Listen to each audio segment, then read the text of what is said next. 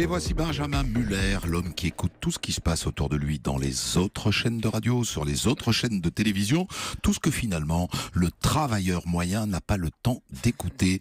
Et c'est votre travail. Bonsoir Benjamin. Bonsoir Christophe. Alors, qu'avez-vous entendu de beau aujourd'hui ? Écoutez, ce matin j'ai écouté RTL où l'invité politique c'était Alexis Corbière, député de la France Insoumise. L'interview se passait à peu près bien, mais à la toute fin de l'interview, la journaliste Elisabeth Martichoux a posé une dernière question sur le Venezuela. Le monsieur a commencé à répondre et ça c'est mal fini. Je dis que seulement il y a une opposition aussi au Venezuela qu'il faut connaître, que vous ne présentez. On n'a plus le temps d'en parler de cette opposition. Alors on ne peut plus en parler, bonne soirée à tous, on parlera d'une autre fois à la fin. Mais juste une chose, Elisabeth Martichoux, on ne fait pas Venezuela à la fin d'une interview, c'est pas correct. Genre, on balance le sujet, on n'a plus le temps de répondre. C'est pas moins important que la situation sociale en France. Oui, mais d'accord, mais c'est un peu...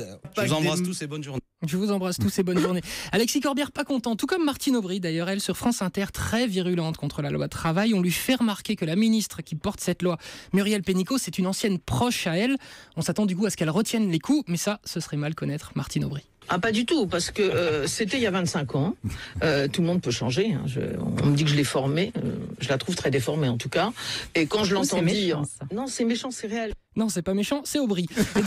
Et dans le même registre, on passe à Nabila, sur Énergie 12, puisqu'elle aussi, dans le même registre, oui. Elle aussi refuse de faire des concessions sur les réformes sociales. S'il y a un truc sur lequel j'ai pas envie de faire une confession, c'est mes cheveux, quoi. Pour moi, avoir les cheveux qui sont faits, c'est la base de la vie.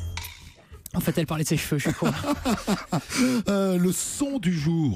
Vous venez peut-être de l'entendre. Xavier Yvon, l'un des rares, si ce n'est le seul, l'envoyé spécial pour Europe 1, qui a pu rejoindre Saint-Martin avant l'arrivée de l'ouragan Irma. Il racontait sur Europe 1, il y a tout pile une demi-heure, la peur, la sienne.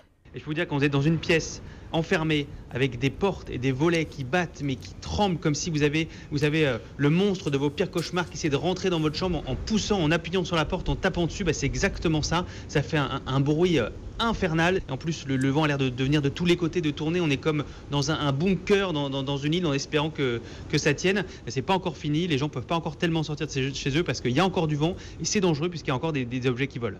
L'excellent Xavier Yvon. On revient maintenant sur un événement qui dépasse un peu le cadre du football. On en a parlé hier dans le journal de Sophie Larmoyer. Le match historique qui a eu lieu hier soir entre l'Iran et la Syrie et qui comptait pour les éliminatoires de la Coupe du Monde. Et oui, Sophie, en grande experte du foot, nous donnait l'enjeu. Ça l'a fait bien rire.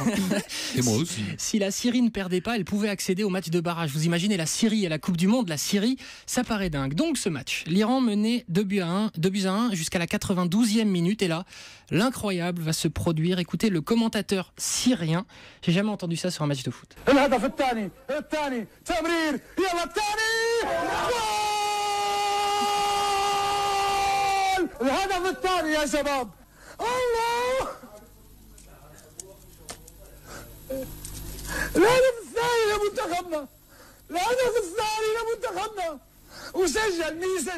Ça, c'est du commentaire. Mais ça se voit qu'il n'est pas sur place, surtout à mon avis, il est devant sa télé. Le son est pas terrible.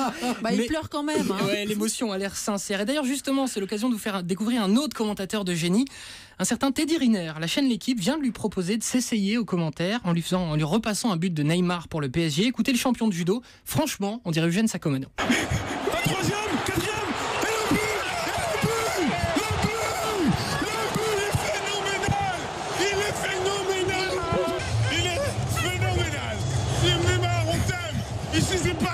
Voilà, ici c'est Paris, dit Teddy Riner, et toujours en parlant de foot, mais dans une ambiance plus feutrée. Le président du club de Nantes, qui s'appelle Valdemar Kita, a accordé une interview à RMC où il était notamment en question, non pas de son club, pas de foot, mais de son business, un business très, très diversifié, très diversifié. Aujourd'hui, vous vous êtes lancé dans le business de l'allongement de pénis, mais est-ce que ça marche vraiment ce truc ? Écoutez, testez-le, vous allez voir, c'est le premier point. Parce que là, j'en ai pas besoin, président, ça va. Non, mais vous êtes tous pareils, vous n'avez pas besoin. Mais une fois que quand vous faites la prétention de l'homme, on le connaît, hein, je suis aussi, ne vous inquiétez pas. Hein. Voilà, ça fait toujours marrer quand on parle de pénis, ça, il n'y a pas de problème. En revanche, dès qu'on parle du clitoris, c'est tout de suite moins détendu. Ouais, c'est drôle, ça. C'est bizarre, hein, le clitoris qui fait justement son entrée pour la toute première fois dans des manuels scolaires de SVT, là où le pénis trône depuis des années. Pas exagérer non plus. Alors qu'en pensent les lycéens ? Écoutez ce micro-trottoir diffusé dans l'émission Bonjour la France de Daphné Burki. Où c'est que tu mettrais clitoris, toi ? Quoi ? Le clitoris. Tu sais ce que c'est ? Non. Vous savez pas ce que c'est ? Non, du tout. Le quoi ? Le clitoris. C'est quoi ça ? C'est ça, non ? Ah non, c'est pas ça. Un estomac. Et à quoi ça sert pour vous le clitoris ? Je sais pas. Personne vous en a parlé ? C'est tout, mais on parle pas du clitoris. Le clitoriste.